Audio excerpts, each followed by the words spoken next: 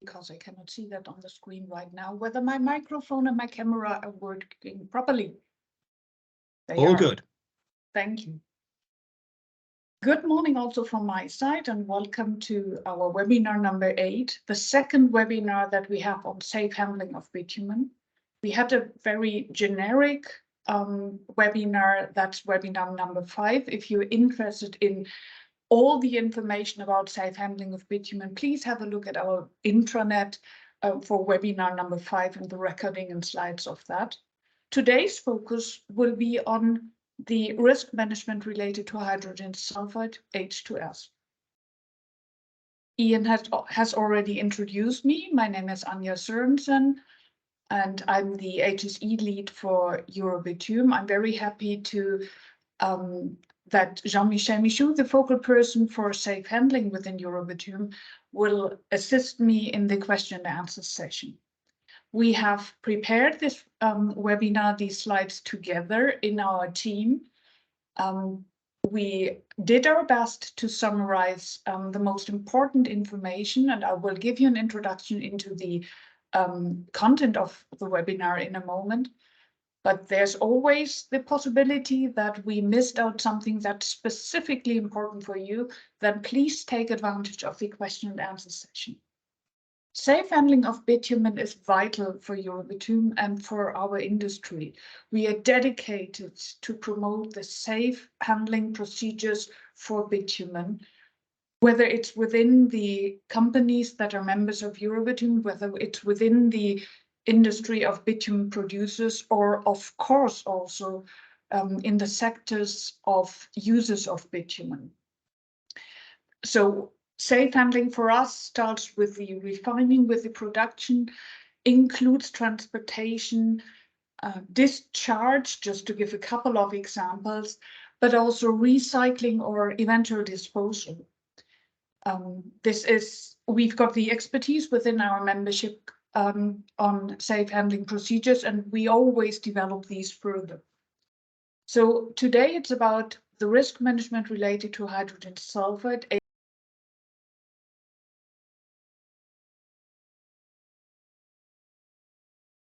What will this webinar be about?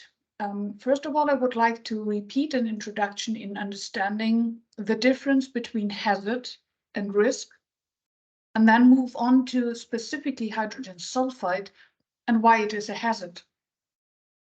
I would like to conclude this webinar with an introduction into the risk management guidances Eurobitume and our members are given with regard to hydrogen sulfide. So let's start, if the computer allows me to, into the first section of this webinar, which is about understanding hazard and risk. For many people, hazard and risk, whether in English or in your own language, are interchangeable. They have the same meaning, but well, if you're very precise, they are different. Risk is a function of hazard and exposure. A hazard is something that, as you can see here, the shark, that can potentially cause a harm. Just because a hazard exists doesn't mean that there's a risk. You need to be exposed to that hazard, and then depending on the details of that exposure, it may cause a risk. But just by hazard being there, just because a flame is hot, that doesn't mean that it's a risk for you. It's only when you are exposed to that hot flame, or when you're too close to the shark. So when you have an exposure to that hazard, that it starts becoming a risk.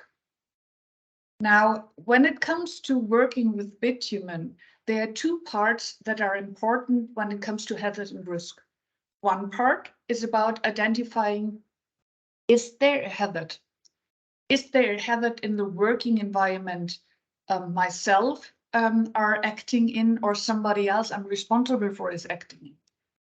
And once you have identified whether there is a risk, a hazard, sorry, my mistake, whether there is a hazard, then you need to identify, and am I or others exposed to that hazard?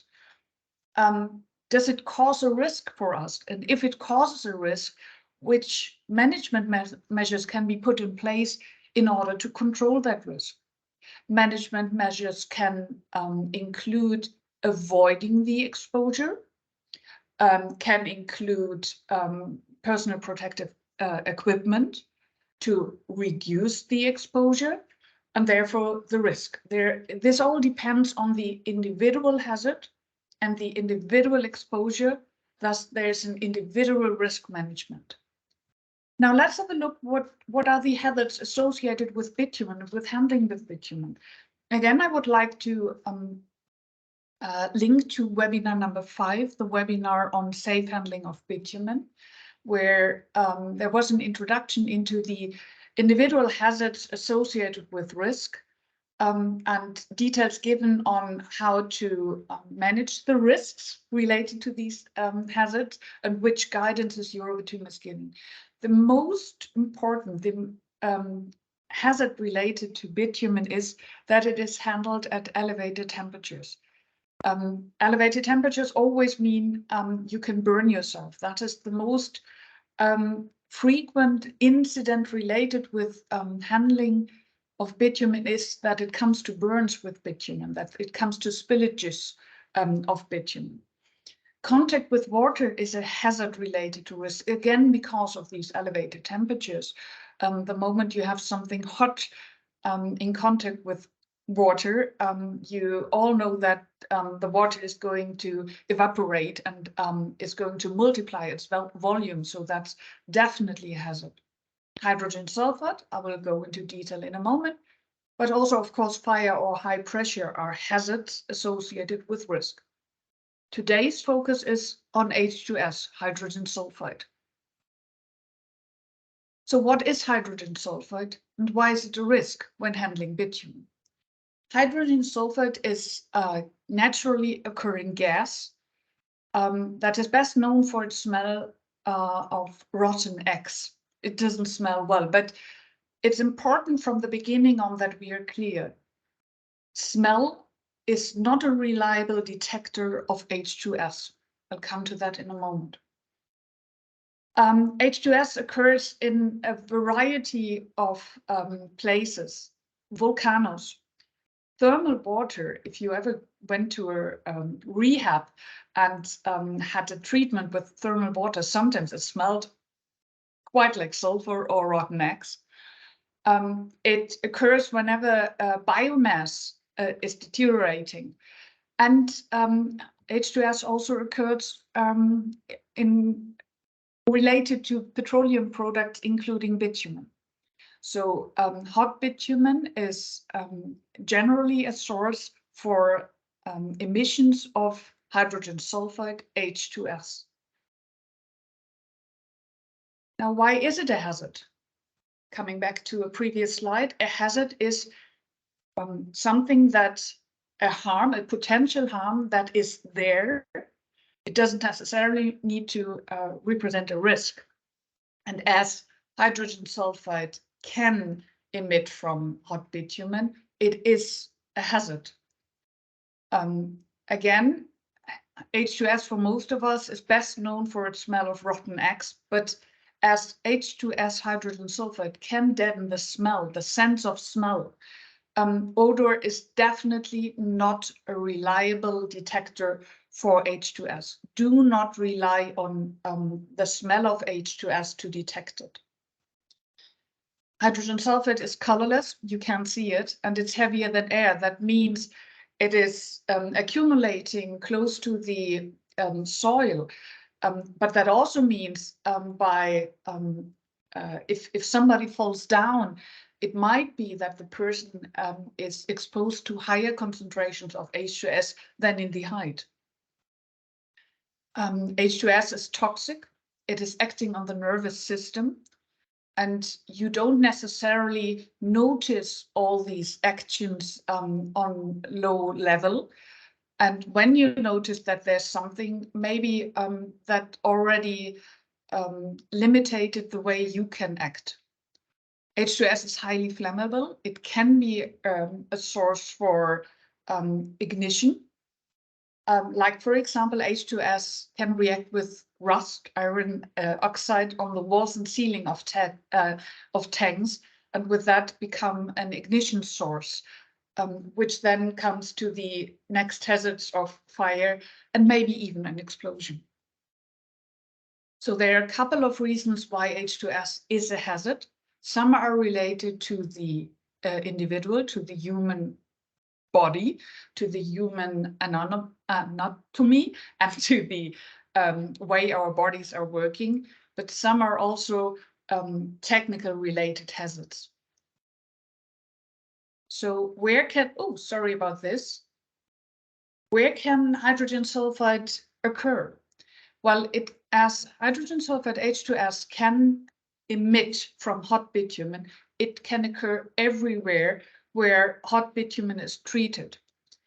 But it evaporates pretty quickly.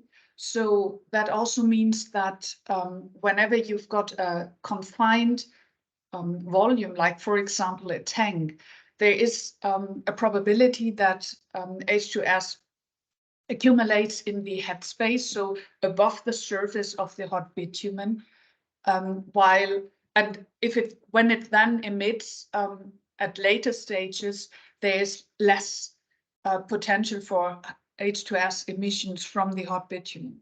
So tanks are generally something where one needs to be very careful when it comes to H2S, where one needs to have a lot of attention when it comes to H2S emissions. This is a storage tank. As I said, the H2S can accumulate in the gas phase, in the headspace of the tank. And whenever there are any openings to that tank, to that headspace, like for example, a manlet or any ventilations, etc., that's potentially a source or a track where the H2S can get into the environment and can cause an exposure to the environment and to human beings. This doesn't only apply to storage tanks. It, of course, also applies to asphalt mixing plants, tanks there. As you can see, that's another type of storage tank, not only in the refinery, but also to tanks, for example, cisterns of transportation vehicles, like, for example, this lorry. When the hot bitumen is in the lorry and the lorry is driving to the customer, there is the highly likelihood that H2S accumulates in the headspace above the hot bitumen. And whenever that space is then open, there's a potential source for H2S emissions. This picture on the right-hand side shows you an example from risk management guidance I will introduce you to later. But it also gives advice on best practice on what to do and what not to do. There is, wherever there's a tank and there's hot bitumen in a tank, be careful, remember, there's a hazard related to hot bitumen that is called H2S. And there is a chance that H2S will emit from that headspace, from that tank, from any opening in there. So check how you best, during the risk assessment, how you can best reduce the exposure to individuals. Do not open, for example, a manlet like the person on the first picture here, where the face and the nose and the breathing apparatus is just immediately above the opening. Try to prevent any exposure to H2S. Again, it is toxic. It is acting on your nervous system, and there might be some immediate effects on the human body that can also influence the chance of acting rational and of rescuing yourself. Again, as I said before, because H2S is acting on the nervous system and H2S can dampen your smell, odor smell is not a reliable detector for H2S. There are detectors available, I'll come to that in a moment, but do not rely on smell. Do not enter a tank. Nobody should enter a tank without a test. Testing for H2S, for the presence of H2S, and only when the atmosphere in that tank is free in terms of below detectable limits, below occupational exposure limits, below any limits that need to be applied, only then enter the tank. Always undertake a risk assessment. This is the obligation for an employer, but it's good practice that everybody is aware and everybody is attentive and checks for, well, there's a hazard, there's a potential exposure, how can I reduce that in my own activities? Follow the safe handling guidelines and the respective designations in that area. Review the personal protective equipment that you have available and wear it, use it. It doesn't help if it's with you, it needs to be at you. And again, use the detection equipment. There are a couple of detectors available. There are some recommendations on which detectors to use, not only in terms of reliability of results, but also in terms of comfort for the user. And if equipment isn't comfortable, if equipment isn't accepted by the person, then it will not be worn, it will not be respected.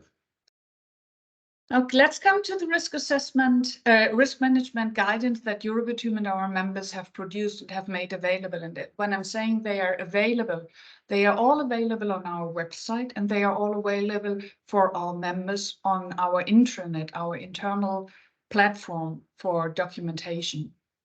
There are a couple of documents that we do have available, and there are also documents that are not specifically dedicated to H2S, but that provides additional information as well.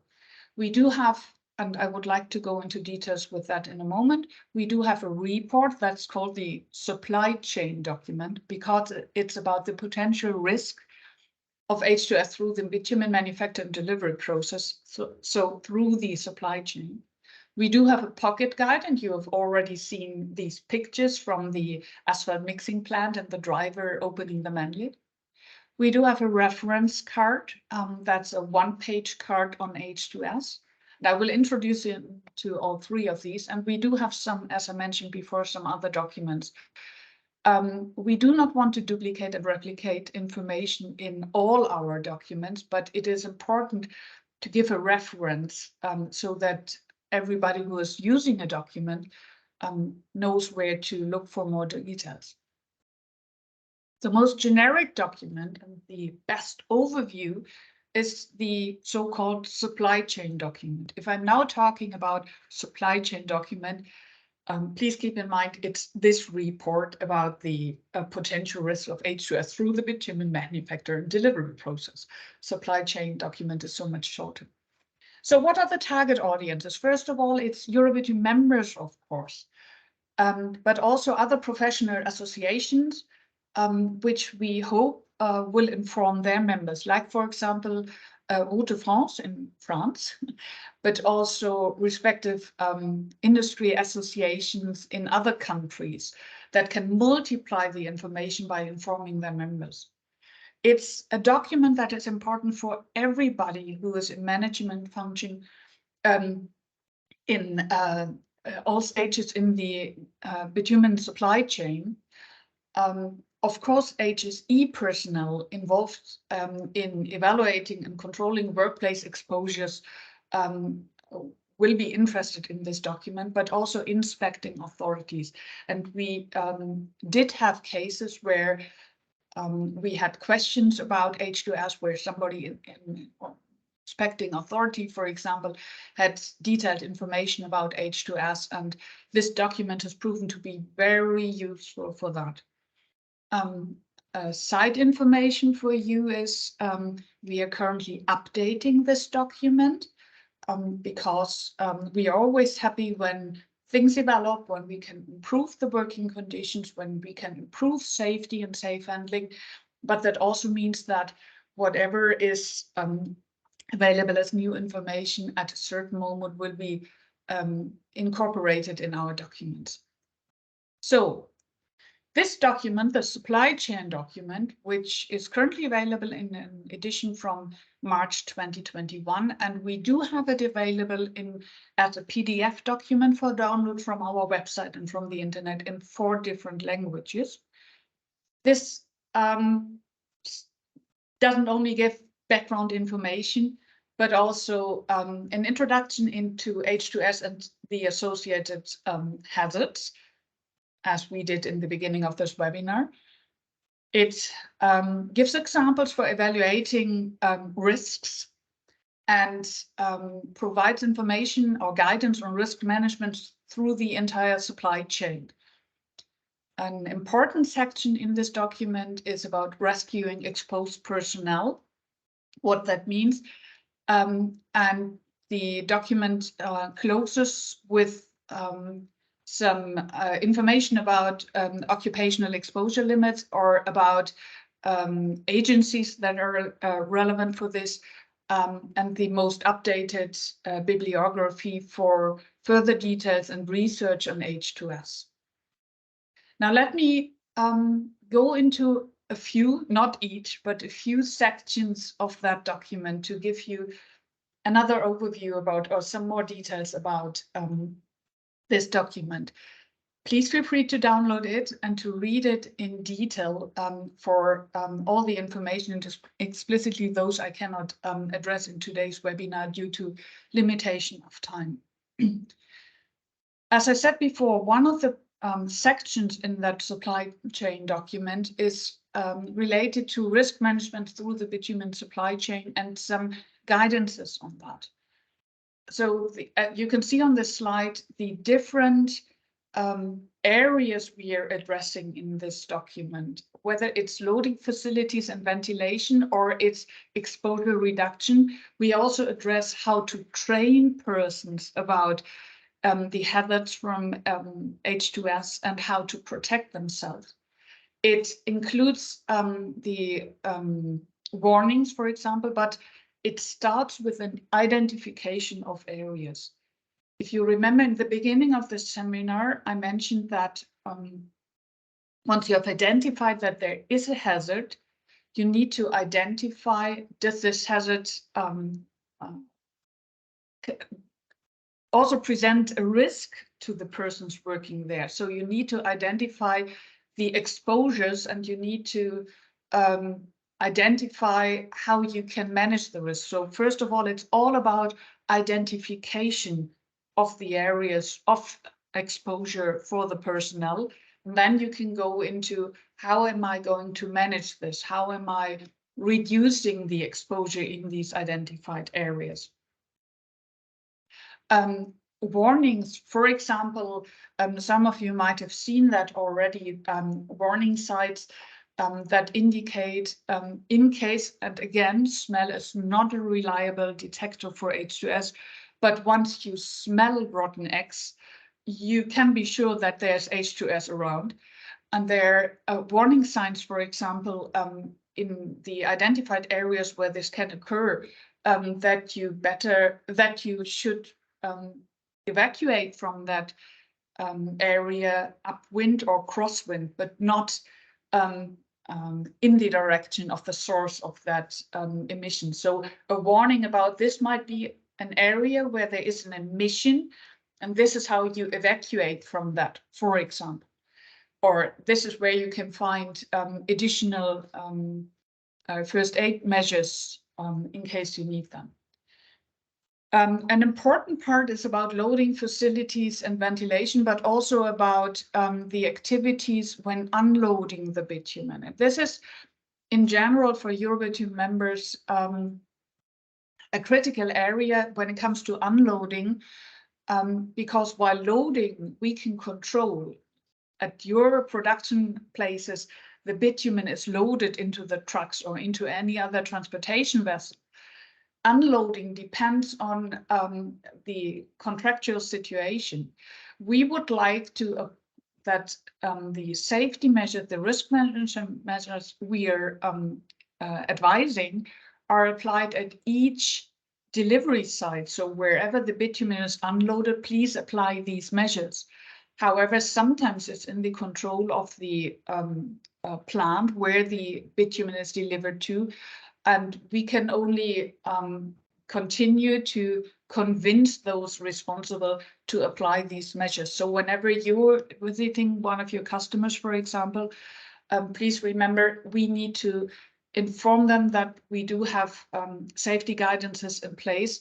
Sometimes it's the responsibility of the bitumen supplier, also that the delivery side applies to the conditions of safe handling and is according to our safety guidance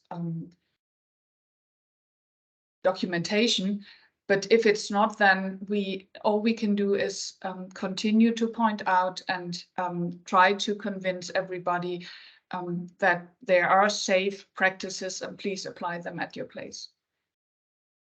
Training. Training is important, and this is also part of the communication that we need to do and that you are doing with your customers. In the supply chain document, we have listed a couple of topics that should be addressed in training of personnel that might be exposed to H2S. It's about the PPE, for example, that it needs to be used, but that it doesn't provide 100% safety and security. It also includes gas monitors, detectors, how to use them, including their limitations, false readings. It's about alarms and emergency procedures, but it's, again, starting from the very basics. It's about, now you're working here and there's a hazard and this is how you can be exposed. So please remember this and work according to the safety guidances so that your working conditions are safe. And sometimes there might be an incident. We do hope that there are none, but wherever human beings are acting, there's always the probability or the risk in this case that there might be an incident. In the supply chain document, we have also dedicated an entire section to rescuing exposed personnel. There's hardly any guidance available that's combining this all. So what do you need to do? So we decided that we are going to dedicate an entire section in our supply chain document to rescuing of exposed personnel. So if a person has been exposed to H2S in too high concentrations, if that person had effects on the nervous system from that H2S, cannot evacuate him or herself from that area, or even worse. So, and now the next 3 slides are only a brief overview of what's in the supply chain document. I'm not going to read this all. It's a lot about general practices in terms of rescuing exposed personnel, but also victims of incidents. So rescuing, it's about you need to be trained to do this, or for detailed rescuing methods. You need to alarm the responsible persons, and in this case, for example, try to stop the source that caused the incident, try to remotely stop the loading or unloading or any operation that are related to that.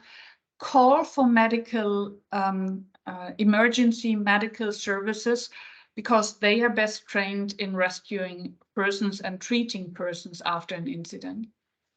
Now, this is the first bullet point is very important when it comes to H2S, exposure to H2S, and those who are first responders. Yourself, do not enter the area, do not approach the person who has been exposed without taking care of yourself. So make sure that yourself, you're wearing a supplied air respirator or a self-contained breathing apparatus, so that it's not going to be two that are exposed and affected by H2S emissions. So take care of yourself, make sure there's a backup personnel, and call emergency medical services to further take care of the person once you have rescued that person, or once you have made it to bring that person into a safer area. Remember about the wind direction and how you approach an area that might be a source for H2S. Only directly take care of whether that person is breathing or not when you and that person are in a safe area. Remember that you need to take care of yourself and protect yourself first. And then it's the procedure that always happens depending on the state of the individual, whether the person is breathing or not, whether you can talk to the person or not. Lay the person down. Who is lying down can fall. If necessary, start CPR. If the eyes are affected by H2S, flush it with clean water. And again, seek medical services as soon as possible. The alarm of the medical emergency services needs to be conducted as quickly as possible once you're aware of an incident. All the details are in the supply chain document. And the target audiences I had mentioned earlier. Let's move to the pocket guide. Now, pocket guide or wallet card. This is a foldable card that is in the size of a wallet. So a person can really put it in in the pockets of your trouser, so you can have it around. And the target audiences for this are really frontline personnel, for example, truck drivers. That's why we used just a few words, not too much text. We all tend to talk too much, like me now. But so easy sentences, easy to understand, no matter which language that the person is using. We used pictures for this pocket guide to illustrate visually the most important topics, like, for example, how to open a man lid if it needs to be done manually, and how not to open, where to stand and where not to stand. This pocket guide is consequently available in 14 different languages. There are more languages around, that's right, but these are the languages identified by our members where most of this frontline personnel is coming from. And of course, it's also useful for the supervisors of this frontline personnel. We really encourage that these pocket guides, wallet cards, are distributed to everybody who is working in an area where H2S may occur. The sections on this, and again, it's foldable, so you fold it twice. So you've got 6 pages, one of them being the front page. And the sections that are the topics that are addressed specifically are: what is H2S, how to reduce the risk of H2S, how to manage, and some initial safety instructions in case of exposure. So really the basics that you can have around, that you need to have when you're working in an area where you can be exposed yourself, can be exposed to H2S. These 2 documents, the pocket guide as well as the supply chain document, are pretty recent documents. We had initially started with this H2S card. The H2S card is sort of summarizing on an A4 page the information that the safety guidances that Eurobitume's members are giving with regard to H2S. Target audiences, again, like for the supply chain document, pretty similar to that. The supply chain document is more specific, it's going more into details, while this H2S card is sort of summarizing everything. But we had decided that it was important to give more detailed information than those on the card. So the card is a good first start, and then go into details as they are listed in the supply chain document. The different sections in the document, and maybe you can see it on the right-hand side, it's with these blue color headlines. It's again about hazard associated with H2S in bitumen emissions. Why are the risk, exposure potentials, limits, and also how to manage the risk, of course. It's sort of a summary from the supply chain document, which is why when we are updating the supply chain document, we will also insert this card as an annex, as a summarizing annex to that updated supply chain document. This is from November 2016, so 5 years older than the supply chain document. Supply chain document available in 4 language versions. This card is available in 20 language versions. And everything is available on the intranet and on the internet. There are a couple of other safety guidances that are referring to H2S and that are referring to the specific documents I just introduced you to. Like, for example, of course, the Guide to Safe Delivery of Bitumen. That's a very comprehensive document available in PDF and also some hard copies that is available in a standard European version, in a number of language versions, but then also specific country or regional versions where we do have a specific annex with regulations from that country or from that region. Of course, H2S is mentioned in that document, as H2S is also mentioned on our safe handling cards, again, an A4 card that is available as PDF and also as a hard copy document. But the specific documents on H2S and risk management are the supply chain document, the pocket guide, and the H2S portal. So for more information, you can, as I said before, you can find all these documents on our website, www.eurobitume.eu. There are more than those I just mentioned to be found, more documents to be found, but these were the ones that are specifically interesting with regard to H2S and managing the risk related to H2S from bitumen. How can you find it? Go to our website. Then on the horizontal blue menu bar, go into publications and select documents. And in that page that then opens, you can, for example, select a document type. If you go into H2S, then there will be an automatic sorting so that the H2S documents are displayed. You can select a language, but there's also a search option. You need to type in minimum 3 letters. So for example, if you type in H2S, all documents that Eurobitume has got available for H2S should be made available for you for download. And not only for you, but for everybody who's visiting our website. So that has been a brief introduction into the risk management with regard to H2S. It is important because H2S is colorless. H2S is toxic. It's acting on the nervous system. Everybody relates H2S with the smell of rotten eggs, but the smell is not a reliable source to detect H2S. One really needs to be, when working in areas where one can be exposed to H2S, one needs to apply correct detection, one needs to identify the areas, and one needs to apply best practices and good working practices in order to minimize any potential exposure. The aim of this webinar has been to understand the hazard, that is what's there, manage the risks. Risks are a function of hazard and exposure.